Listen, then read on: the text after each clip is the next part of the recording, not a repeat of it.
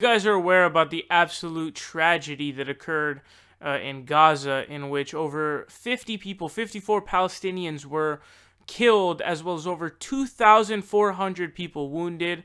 I talked about it.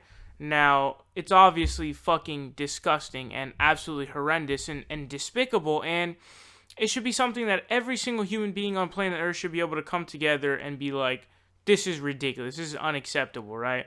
And on every front, there's constant goalpost shifting, etc., etc. But I've sort of already gotten into that. Basically, what happened is they were protesting because there was the move of the U.S. Embassy to Jerusalem, and which means that they recognize it as Israel's capital.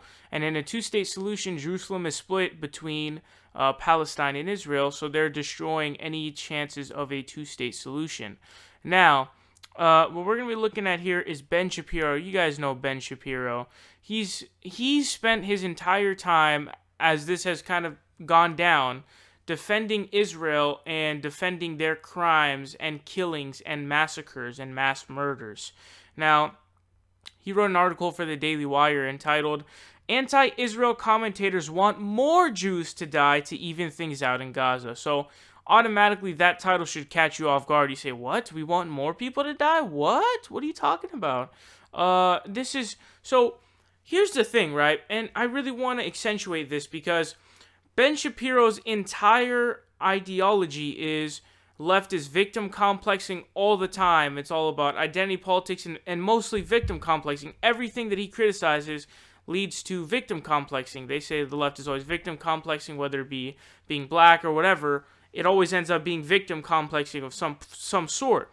But as I've broken down in past articles that he's written, whether he calls the Arabs the dark and Israel the light, or he advocates for a peaceful transfer of Palestinians from Israel proper,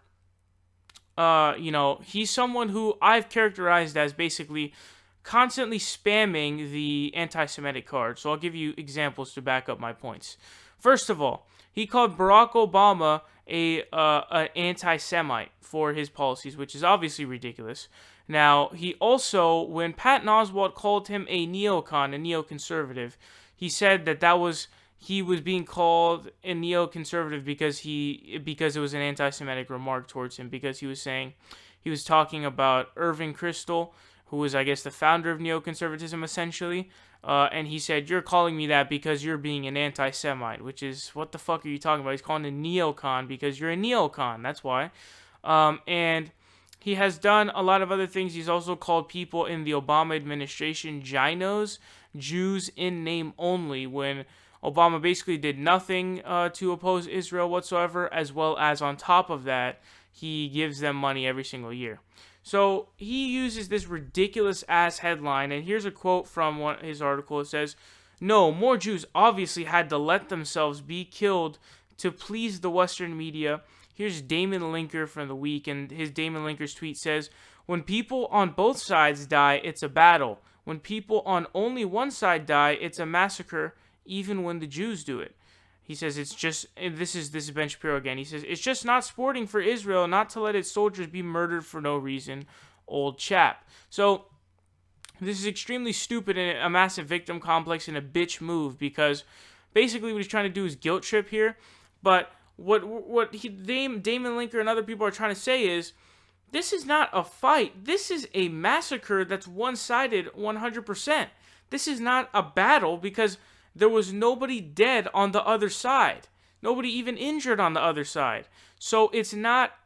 we're talking about, how do we characterize the occurrence that just happened? How do we characterize the thing that just fucking happened, okay? You call it a battle, but wait a second. There was no injuries or deaths on one side, meaning it's not a battle. But there were over 50 people killed, by the way. Over 50 people killed. And there was over 2,400 people injured. Do you have any idea how many fucking people that is? 2,400 people injured.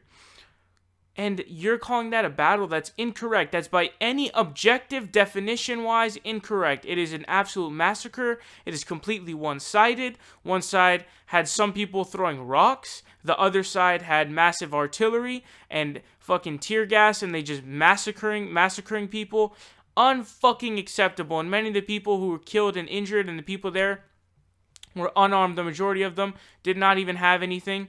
So I just want to show you guys this because it shows a massive hypocrisy on the part of Ben Shapiro, because he's always talking about, oh, the left is victim complexing all the time, whether it be race or gender or whatever.